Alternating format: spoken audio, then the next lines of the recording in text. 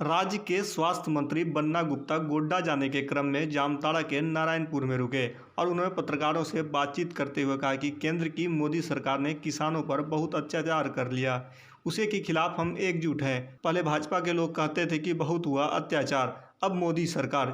इस नारे से प्रभावित होकर जनता ने बहुमत से इन्हें प्रधानमंत्री बनाया। इनकी सरकार बनी, लेकिन इनकी सरकार में सबसे अधिक पीड़ित राज्य के किसान, छात्र और दबे कुचले लोग हैं। मंत्री बन्ना गुप्ता ने कहा कि मोदी जी कहते थे किसानों की आय दोगुनी करेंगे, लेकिन उनकी आय दोगुनी क्या करेंगे, उनका ही हक छीना जा रहा है और इसी के खिलाफ हमारी लड़ाई है। अब राज्य के किसान दिल्ली कूच करेंगे, इसकी तैयारी चल रही है। स्वास्थ्य मंत्री बन्ना गुप्ता ने केंद्र सरकार को हर मोर्चे पर विफल बताया।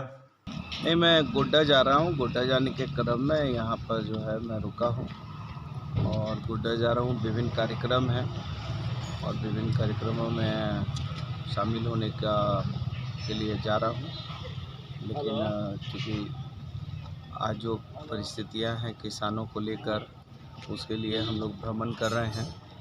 आज पूरे देश में किसान त्राहिमाम कर रहे हैं और भारतीय जनता पार्टी की सरकार केंद्र में है। मोदी जी कहते थे कि किसानों का जो है आय दुगना करना है, MSP बढ़ाना है और बहुत नारे देते थे। बहुत हुआ भ्रष्टाचार, अभी जो है कि नौजवानों पर बहुत हुआ अत्याचार, अभी मोदी सरकार। महिलाओं पर बहुत हुआ अत्याचार, अभी मोदी सरकार। किसानों पर बहुत हुआ अत्याचार, मोदी सरकार।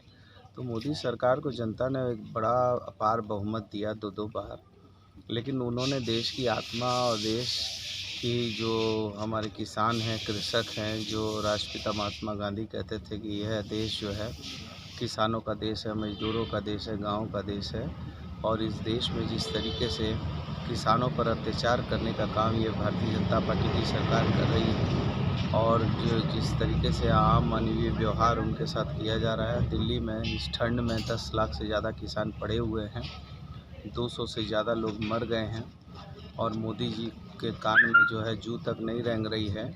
इसी के विरोध में हम लोग पूरे राज्य में जो है अलख जगा रहे हैं और लोगों को एकत्रित कर रहे हैं। और ये जो है जिस तरीके से प्रधानमंत्री जी ने देश की सर्वोच्च पंचायत में जिस भाषा का प्रयोग किया है कि आंदोलन जीविका, तो मुझे लगता है कि ये लोकतंत्र की हत्या है और देश के प्रधानमंत्री को ऐसी भाषा नहीं बोलनी चाहिए।